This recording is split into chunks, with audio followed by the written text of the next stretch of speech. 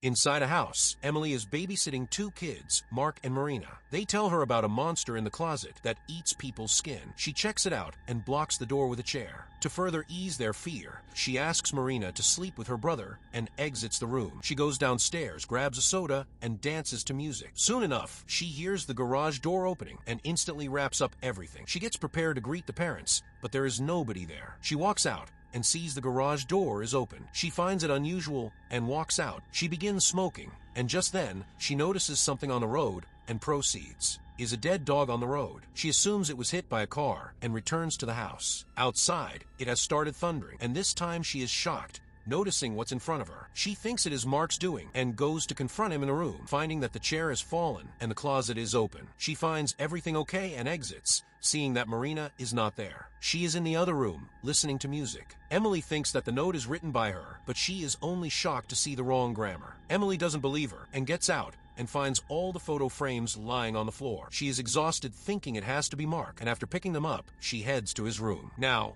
there is another note with the bear. The closet is open again, and the chair has fallen. She still manages to keep her courage, shuts it down, and gets out to pick up the rest of the frames, but it isn't over yet. The door opens to another room. She walks there and gets threatened by lightning. Then, someone passes behind her. She reaches Marina's room and finds herself gagged with another message. Scared, she runs to call the police, but the wire is cut. She rushes to the telephone downstairs, and the television is on, playing a strange video of a masked person who is behind her and attacks her. Dena has returned to her town after many days. She is startled by her old friend Chad with a camera. As he sees who it is, he shuts the camera down. From inside comes their other friend, Willis. He asks her if they are good, and she nods and walks on. She heads to a drugstore and sees Officer Elizabeth. She grabs medicine for her father. Meanwhile, the town sheriff, Rodney, finds a box on his doorstep. He takes it inside and finds a garage remote inside it. Dena goes to her friend Hattie's house, who is very excited to see her after a long time. They drink coffee and chat. Hattie babysits Rodney's son, Max. His mother has passed away in a car accident. Rodney reaches the house where Emily was killed with his associate, Butch, who wonders why they are there. He then hands him the remote and asks him to press the key. Apparently, their garage door opens. Dena reaches her house and meets her mother. She proceeds to see her father and tell him about school, but he is mostly numb. There she finds a tape recorder and takes it. Later, her mother informs her that Hattie has called, saying it's an emergency. The cops head to the station, where the receptionist hands Rodney another box. He opens and finds a cassette on which is written Night of the Reaper. They play it and see footage of a guy camping in a forest. He hears a rustling and goes to check it. Upon return, he finds another camera sitting in his camp. He gets it out, and the Reaper is behind him, who stabs him to death. Rodney says that it is Alex who was found dead in the jungle 2 years ago, and the police noted it as an accident. Dena calls back Hattie, who tells her that she is terribly sick and requests that she babysit the sheriff's kid. Dena says that she promised to be with her parents the night before, but still agrees to her continuous pleas. Butch and Rodney are on the road when they stumble upon Elizabeth, who is taking care of a dead dog on the street. They get down and inquire about it, as she replies that it must have been hit by a car. Rodney mumbles that it is a sign, but doesn't proceed with the conversation. They drive on and reach the spot of Alex's death. To their shock, there is another parcel. They take it to the station and play it. It is the footage of Emily's death. After investigating the video, they witness a car parked there, and Butch recognizes the number. It is of Chad's. Emily reaches the sheriff's house, which is in the woods. She enters and meets with Max playing games. She introduces herself to him, and they get talking. The cops have brought in Chad, and as Rodney enters, he starts talking about his rights and asks for a lawyer if he is not arrested.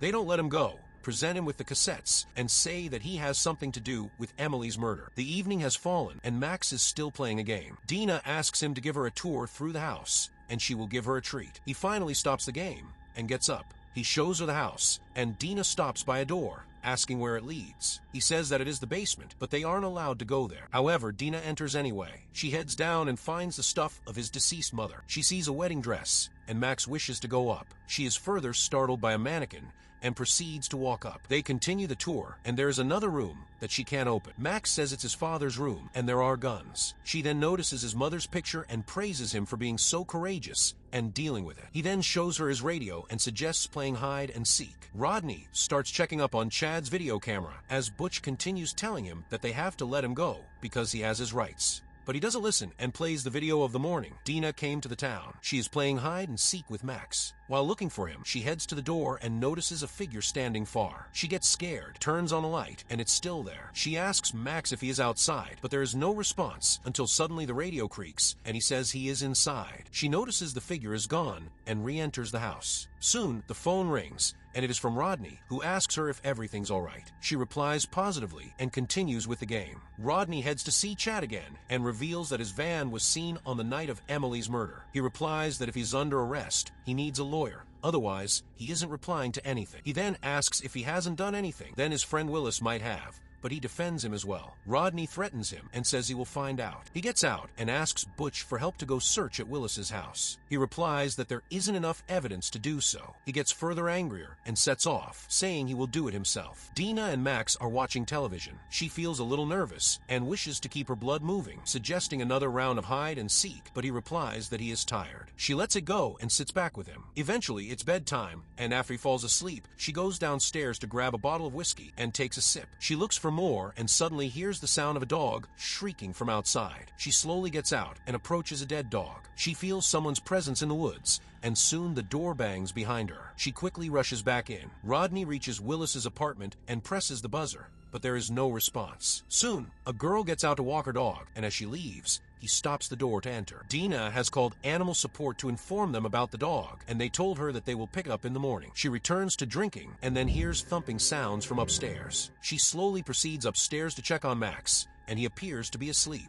Suddenly, she hears the TV turned on and rushes to turn it off. Meanwhile, Rodney has entered Willis's house and starts checking out stuff. He is startled by music coming from the other room. He proceeds to walk there and finds another tape over the bed with the same title. Willis has come in by the time, and in frustrated anger, he punches him in the face. Dena chats with Hattie on the phone because she feels scared. She once again hears a thud sound from upstairs and calls Max, wondering if it might be him, but there is no response. Just then, Hattie hears her doorbell ring. Dena requests that she not go, but she has to, and hangs up the call. Then again, the terror begins for Dena as the sounds continue coming from upstairs. Further, she notices that the basement door is open. She walks down and sees the wedding dress hanging. Terrified, she runs back. She instantly tries to call Hattie, but she doesn't pick up. She heads to Max's room and warns her that if it is all his doing, she is not having it. But it's all quiet. She gets out and further sees another door opening. She walks there, and then again, some sound comes from down. This time, she notices that over Max's mother's photo,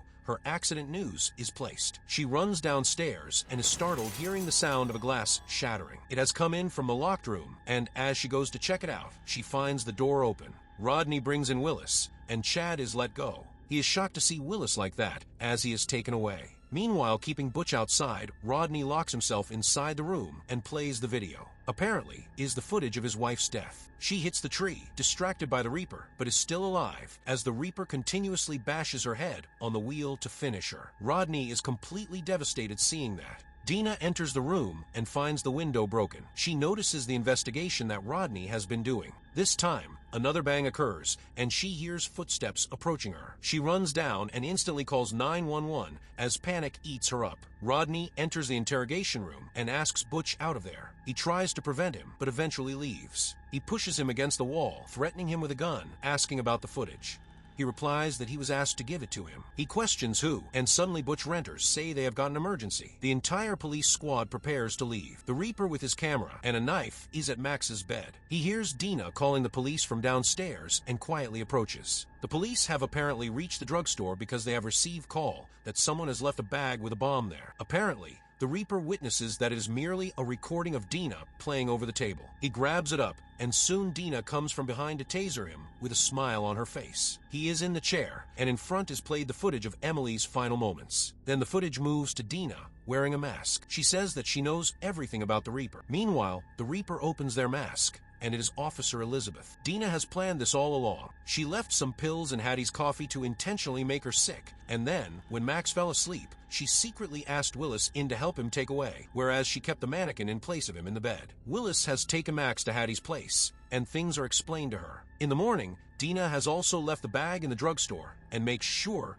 she is seen on camera. She then calls 911, informing them about the bomb. Elizabeth exits a room and begins to find knives in the kitchen, but there are none. This time, Dena plays the game with her, sticking up the photos of her victims along with a message. She heads upstairs and finds a radio. Meanwhile, Rodney receives a call from the police as they have figured out who left the bomb. Dena is giving hints on the radio to find her. After searching through the entire house, she witnesses her outside, signaling with a flashlight. Dena has worn makeup and lets her follow her as she enters a crowd of skull dolls. Once Elizabeth is there, she comes from behind and shoots her in the leg. She approaches her, revealing that she murdered her sister Emily and destroyed their family. It is a payback, and she wants her to hear her name the last before she dies. She attempts to pull the trigger, and Elizabeth starts to laugh. She halts, and just then, Chad comes from behind and strikes her with a log. They drag her into the house. Rodney continues trying his house, but no responses arrive. He rushes out. Dena is half awake as she sees Chad is taking care of Elizabeth's wound. She tells Elizabeth that she has made a mistake because she appeared at her sister's funeral and she followed her home. She teases her, saying what kind of hunter doesn't know they are being hunted. Chad brings in a scarf to bandage her. Dena teases him this time, saying how his father has always abused him, that he has found a parent figure in Elizabeth. Feeling ashamed, he screams at her, saying she is an artist and she is just jealous because Elizabeth made Emily famous. Chad is freaking out, saying they are now going to get caught. Elizabeth reassures her, saying they have gone unnoticed this far, and they will go more so. Dena tells her that she has noticed them, and just then, Willis's voice is heard from the radio. She teases them again, saying they aren't in control. He angrily grabs the radio, and just as he responds, his head blasts open. Dena gets up, seeing blood everywhere, as Elizabeth jumps at her. She is tied to a chair, and Elizabeth plays her sister's tape in front of her. She brags about how she has slowly finished her sister, and she should see it before her death as well, as she stabs her leg. She is then about to finish her fully, but Rodney gets in and shoots her. He is worried about his son, but Dena tells him that he is safe at Hattie's place. Then he unmasks her and is shocked to see her, but Elizabeth tries to pretend that it is all Dena's doing and she has killed all of them. But it's not so believable, and as she attempts to take the knife, he shoots her down. It is revealed that Dena sent him the packages for him to know the truth and has shown her face on the camera, so now they will reach the house soon enough. However, before Rodney calls the police in, she stops him, knowing she will be charged. Rodney says Elizabeth will be reported missing. They will reach her house, find all the evidence that he has been the killer, and how she has set her up for the bomb as well. Everything goes as planned. A memorial for Emily is held. They all remember her. You were watching the recap of the 2025 movie Night of the Reaper. If you enjoyed the video, press the like button, and for more content like this, stay subscribed to the channel.